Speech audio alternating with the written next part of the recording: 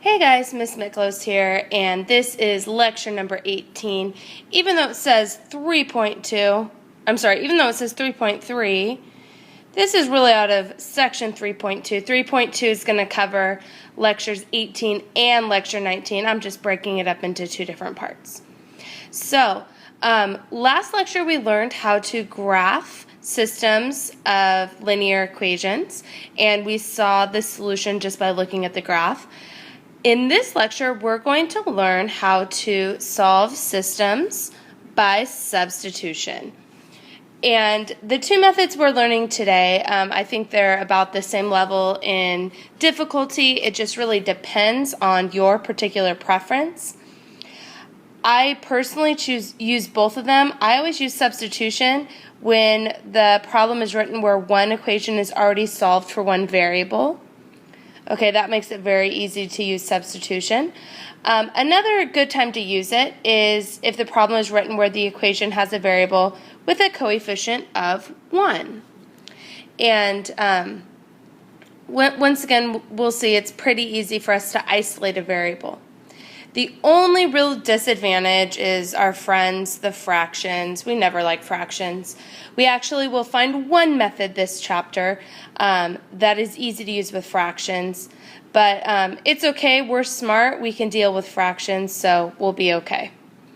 The way we go about substitution, once we decide that's the method we're using, we are going to solve one equation for one variable, and it does not matter if we choose x or if we choose y.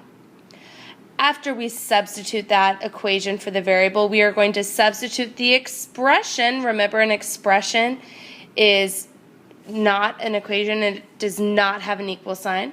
So we're going to substitute that expression into the other equation and solve for the value. That will either give me x or y. We know our answer should be an ordered pair. So once I know one of the values, I'm going to go back to one of our original equations, so back to step 1, and find the value of the other variable. Just a quick review from last lecture. If the graphs of the equations end up being the same line, then the system has many solutions. And remember, we wrote this in a very specific way. We wrote this as the ordered pair xy, so that represents all the ordered pairs, and then we wrote the equation of the line. So that's if it ends up being the same line.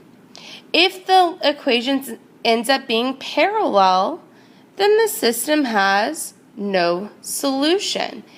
And today, obviously, we may not see that in the equations because we're not graphing, but we will see that these solutions are going to come out when our variables cancel each other out. So let's take a look at example number 1. Example number 1, we have 4x plus y equals 5 and x minus 2y equals 8. One of the best things about this chapter is that there are multiple ways we can go about getting the correct answer. In this case, even though the directions are kind of restricting us by telling us we have to use substitution, I think there are two equally easy variables to isolate. The first one is y in the first equation, and the second one would have been x in the second equation. The reason why I think those are both pretty simple is because both of these variables have a coefficient of 1. I'm just going to go ahead and isolate for y in the first equation. So to do that, I would go ahead and subtract 4x. Now I know we are really used to writing this as negative 4x plus 5, but in this chapter, it really doesn't matter which way we write it. The important thing is I'm subtracting 4x from both sides. So I just went ahead and rewrote out our second equation. Now what I'm going to do, I'm going to take this expression of 5 minus 4x, and I'm going to replace y with 5 minus 4x because this equation is telling me that y is equal to 5 minus 4x. So I have x minus 2 times the quantity 5 minus 4x. Probably the toughest thing for us to remember to do now is distribute this negative 2. We can go ahead and solve this equation now because I only have one variable. Remember that whenever we have two variables, we must have two equations. So I'm going to distribute this negative 2 and I get negative 10 plus 8x equals 8. When I combine my like terms, I get 9x minus 10 equals 8. I'm going to add 10 to both sides and I get 9x equals 18. And when I divide both sides by 9, I get x is equal to 2. So I know that the x value in our vertex is going to be 2. We're not done yet because we need a y value as well. So I'm going to look at what we isolated back in the beginning of our problem, and I'm going to substitute 2 in for x.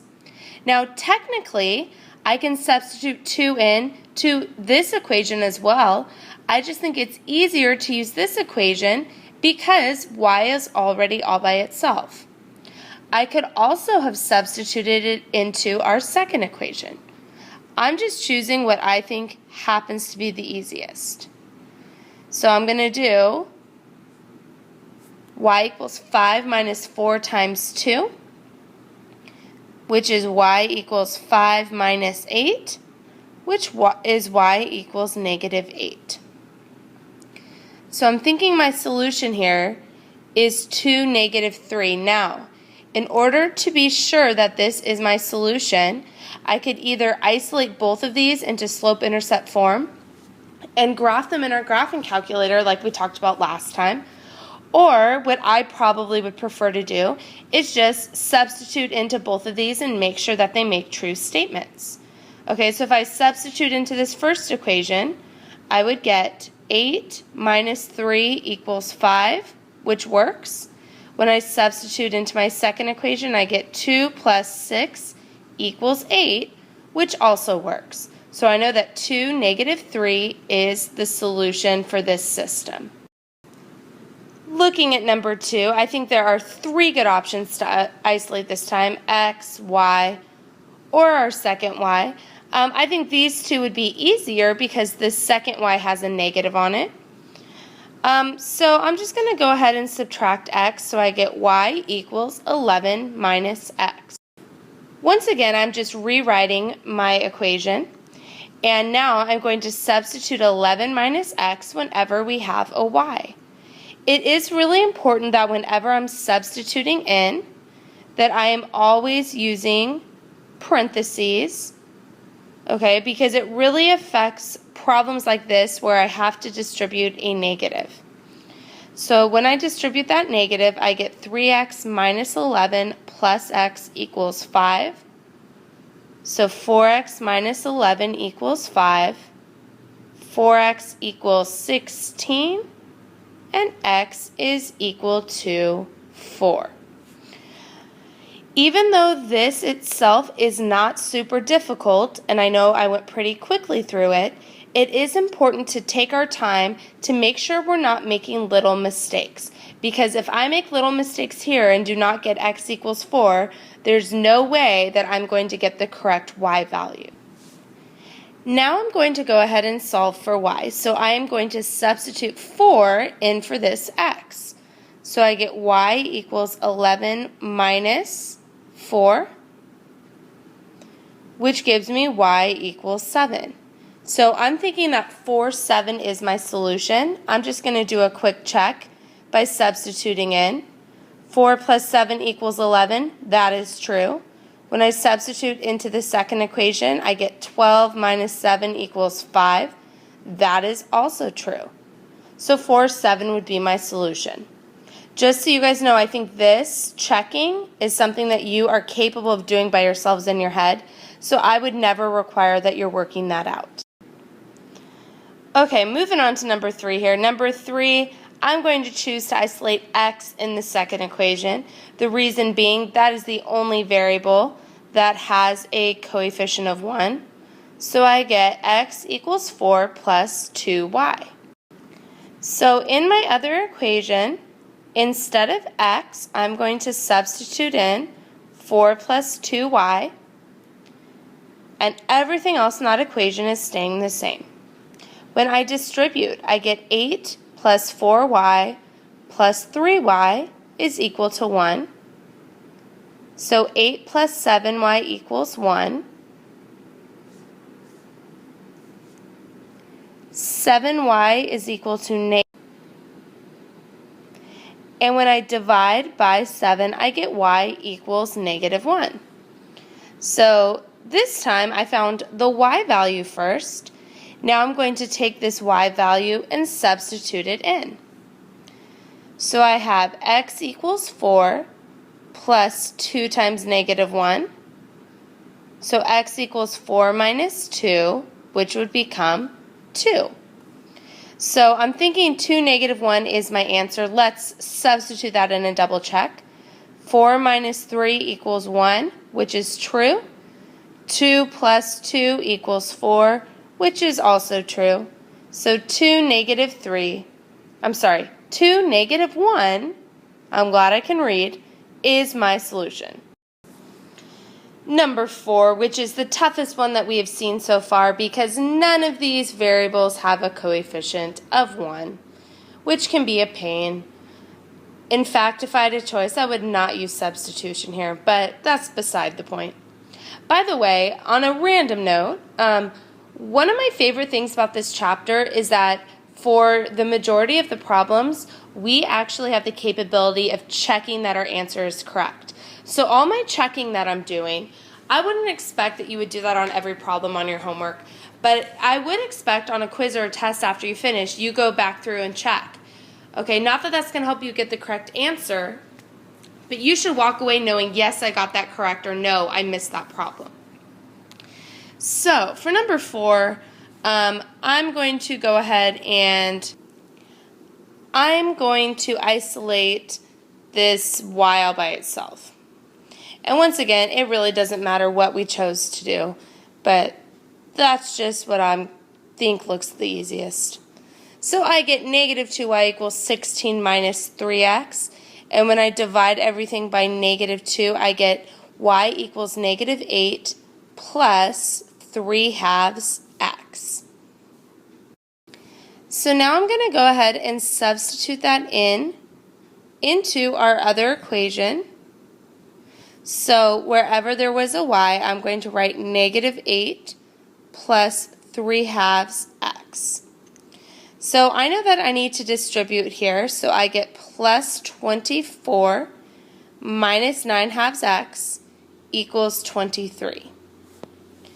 I know that 4 is like 8 over 2, so I have negative 1/2 x plus 24 equals 23. So when I subtract 24 from both sides, I get negative 1/2 x equals negative 1. I'm going to multiply both sides by 2 now, which is the same as dividing by negative 1/2, and I get x is equal to 2. So now I'm going to substitute this back in and see how that works. So I'm putting 2 in. So I get y equals negative 8 plus 3, so y equals negative 5. So I'm getting 2 negative 5 as my solution. Now let's just double check this real quickly. I would get 6 plus 10 equals 16. So I know that it works in the first equation. The reason I need to check both is because it needs to be a solution in both equations. If it only works in one, then that is not okay. My second one, when I substitute in, I get 8 plus 15 is 23. So once again, we have a winner, and 2 negative 5 is our solution. Okay, let's go through the weird ones. So if we look at number 5, some of you guys may notice some stuff just by looking at these equations, but I'm going to pretend like I don't notice anything and just work through it as if you were just following the directions, not really paying attention. Just so you guys know, if you ever think it's the same line or parallel lines, we do not need to show any work. We know our answer for parallel lines is no solution. If you just wrote parallel lines, you're incorrect. Our solution for the same line, we would write the ordered pair x, y, and then write the equation of the line. I'm going to go ahead and isolate for this y because that is the only variable that has a coefficient of 1, which as we saw back in number 4, it's much easier when I don't have to divide and deal with fractions. So I'm going to go ahead and say 4x minus 2 times 6 plus 2x equals 5. And when I distribute, I get 4x minus 12 minus 4x equals 5. And something weird happens here because my variables cancel out. And I'm left with negative 12 equals 5. So when our variables cancel out, like in this case, we need to ask ourselves a question. Is this true? Is negative 12 equal to 5? And if we think the answer is no, that means that we have parallel lines. If we think the answer is yes, then that means that we have the same line. Now, I want to stress, parallel lines, same line, those are not answers. Okay? In this case, we can clearly see this is not equal, so they are parallel. So we need to think, what is our solution for parallel lines? And that would be no solution, because if they are parallel, they are never intersecting. If we look back at our original equations here, we would notice that the slope of each of these is the same, but the y-intercept is different.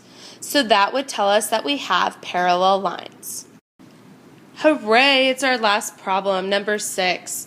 So I'm going to get y all by itself because that definitely looks like the easiest choice. So when I subtract 3x, I get negative y equals 4 minus 3x. I know that I need a positive y though, so I'm going to multiply everything by negative 1. So that means that I'm substituting negative 4 plus 3x in for y. So I'm going to go ahead and write negative 9x plus 3 times negative 4 plus 3x equals negative 12. So negative 9x minus 12 plus 9x equals negative 12. Dun dun dun. Our x's cancel out. So I end up having negative 12 equals negative 12. And we need to ask ourselves, is this a true statement? And we know that it is, which means that they are the same line. So my answer is the ordered pairs on the line. And then I can write either of those two equations. It does not matter. I am choosing to write 3x minus y equals 4.